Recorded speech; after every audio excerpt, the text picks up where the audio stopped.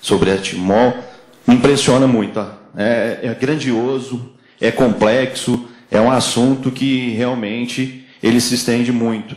Então eu gostaria de convidar ao palco o doutor Geraldo Balieiro Neto, pesquisador, para ele falar um pouquinho sobre o que foi esses estudos que ele realizou. Doutor Geraldo.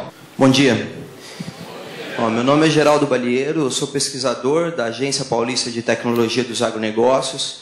Eu sou zootecnista de formação, fiz mestrado em nutrição animal, doutorado em produção animal na USP e na Unesp, fiz pós-doutorado em biotecnologia na Universidade de Évora, em Portugal, e eu fiquei incumbido aqui desse grande desafio de mostrar para vocês qual seria o mecanismo de ação da água, né? Então, realmente a gente tem esses relatos que já foram mostrados aqui, inclusive até vou repetir alguns slides que me pegaram de surpresa, eu usei também na minha apresentação. E, iniciando aqui então a apresentação,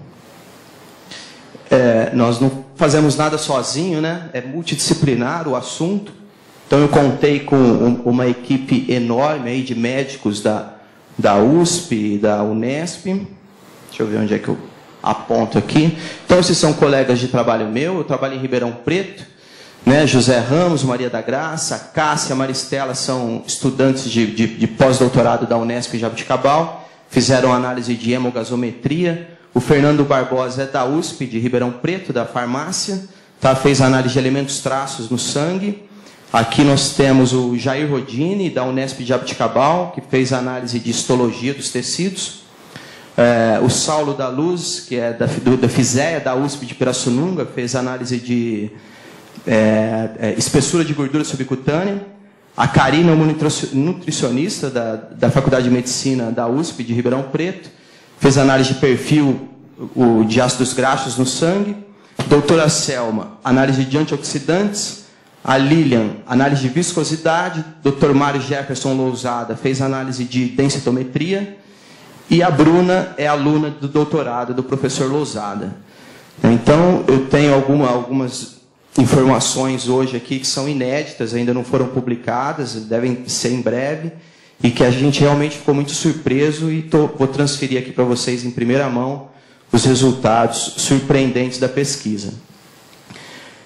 Os trabalhos, eu vou comentar aqui os trabalhos com gado, que como já foi visto, nós repetimos esse trabalho depois com gado confinado, e também com ratos, porque com os resultados com o rebanho, eu vislumbrei a possibilidade de transferir esse conhecimento, né, para o ser humano. Eu percebi que já teria um benefício para a saúde do ser humano, então a gente começou a trabalhar com ratos no biotério, que são fisiologicamente mais próximos ao homem do que o animal ruminante.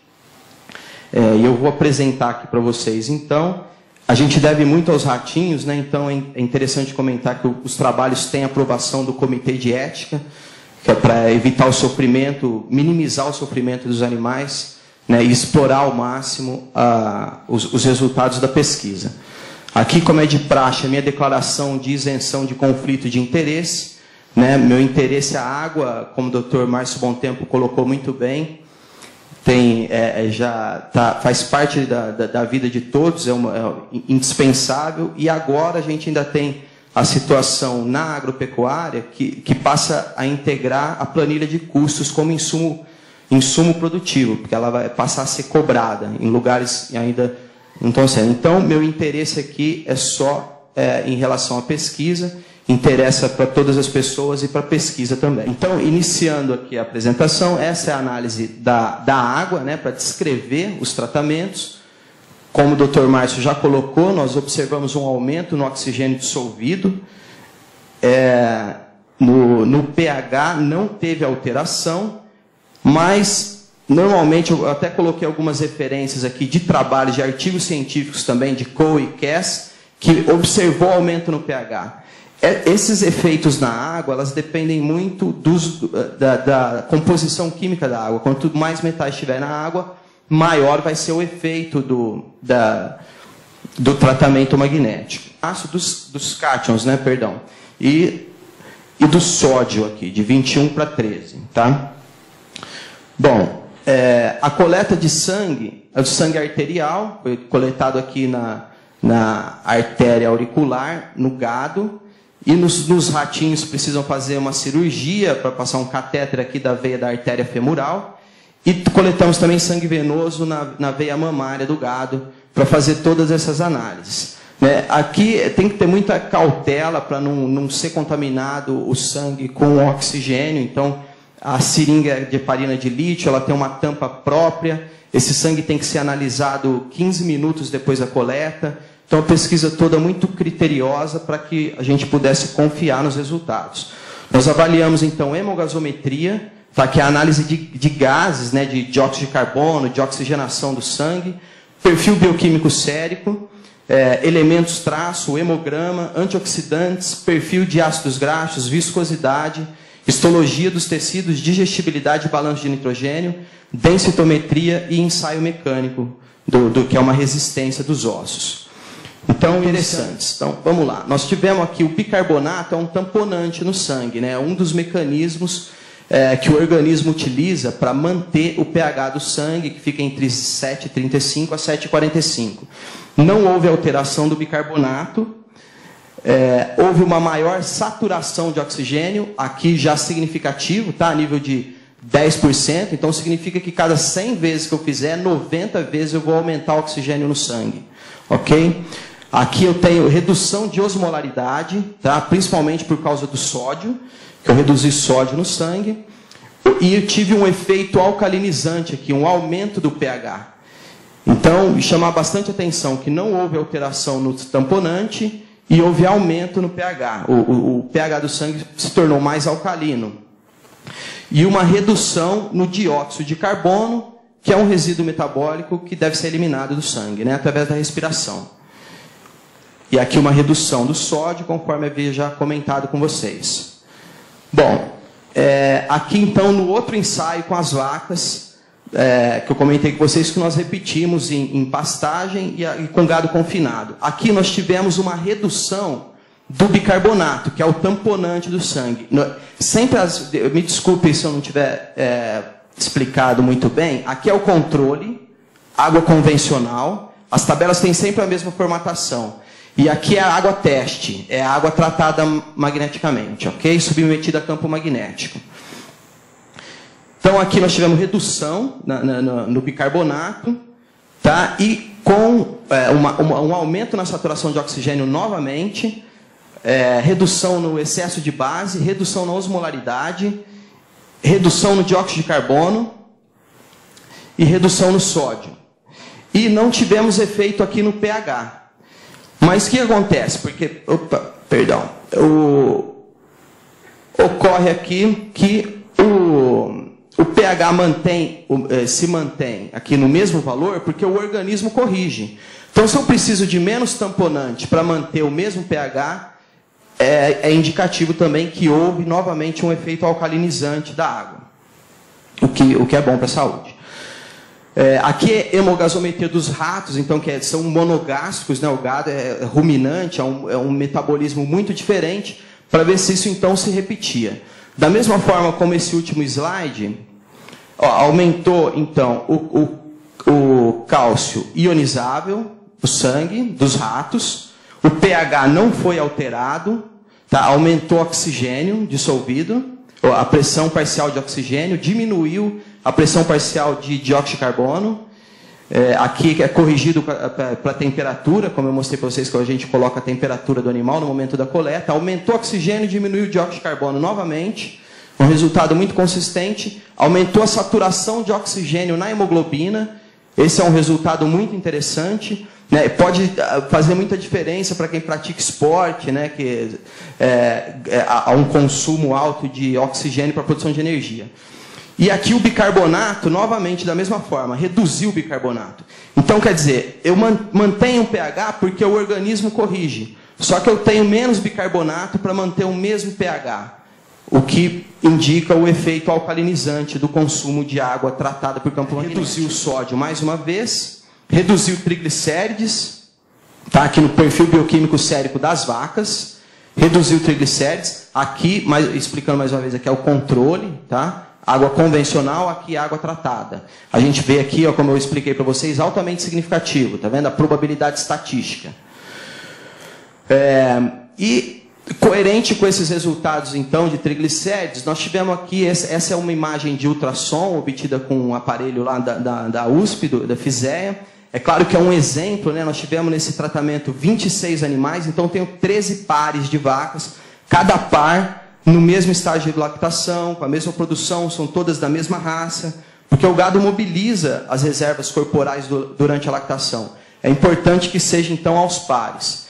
Então, aqui eu tenho o animal recebendo água convencional, apenas para ilustrar. Nos outros 12 pares aconteceu a mesma coisa. E aqui a água tratada. Então, nós temos aqui nessa primeira faixa preta o couro do animal, depois essa linha branca é o tecido conjuntivo, e aqui o músculo, né? E essa parte escura, onde está sinalizado, é a gordura a subcutânea. Então, no animal que recebeu água tratada, eu tenho um percentual de gordura na carcaça menor. E engraçado que não houve diferença no peso. Muda a composição da carcaça, diminui a gordura no corpo do animal. Sérico dos ratos, né? Então nós não tivemos efeito significativo. Ok? Mas nós observamos aqui aumento da ureia, eles não contradizem os outros, tá vendo? O triglicérides reduziu, colesterol reduziu, glicose reduziu, mas aqui muito próximo de conseguir, aqui 0,10 eu já chamaria de um efeito significativo, tá? Porque a análise estatística é bilateral, então isso significa, na verdade, 5%, né? Que significa que 95%, a cada 100 repetições, 95%, 95 vezes vai ocorrer esse efeito.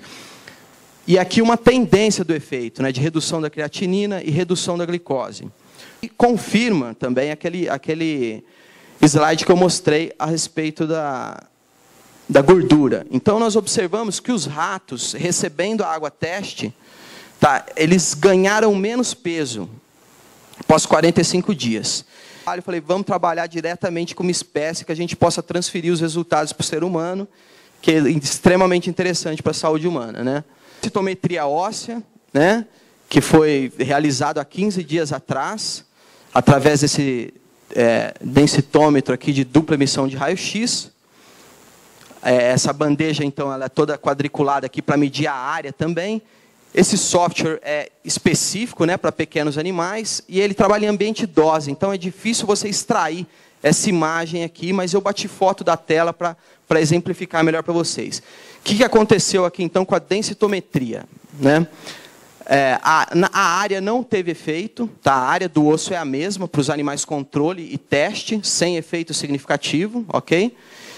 Aqui é o conteúdo mineral ósseo, aumentou, foi altamente significativo. Vocês lembram aqui que eu falei para vocês, isso aqui significa que em 1 milhão de vezes, 999 vezes vai acontecer o efeito. Fiquei muito surpreso, inclusive eu esperava o contrário, meu receio era de eu reduzir o conteúdo mineral ósseo e a densidade mineral óssea aumentaram e foi altamente significativo. Mas ocorreu aqui um efeito de interação. Né, o que significa que eu tive efeito do tratamento e efeito do período, que eu comentei com vocês, que foi 15, 30 e 45 dias de fornecimento de água. Quando acontece esse efeito de interação, na pesquisa científica, a gente tem que desdobrar a análise. Então, para identificar o que aconteceu. Desdobrando as interações, então, eu reparei que com 15 dias, apesar de ter aumentado aqui o conteúdo mineral ósseo, o efeito não foi significativo. Agora, com 30 dias, já há um resultado significativo e com 45 dias também. A densidade mineral óssea, já com 15 dias, já tem diferença significativa e ela vai aumentando, maior consistência aqui com 30 e 45 dias. Extremamente interessante esse resultado.